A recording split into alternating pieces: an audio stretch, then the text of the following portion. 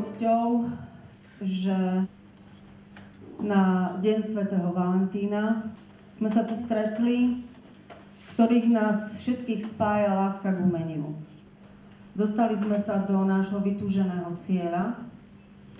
Po 15 rokoch intenzívnej rekonštrukcie otvárame tento kultúrny stánok, zrekonštruovanú kultúrnu pamiatku.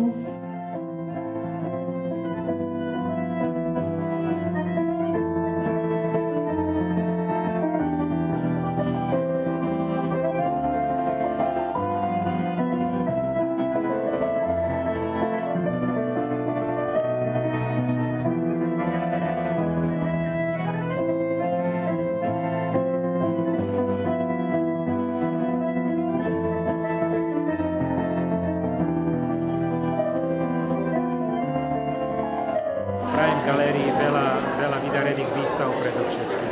Je to stánok hodný ktoréhokoľvek mesta na Slovensku.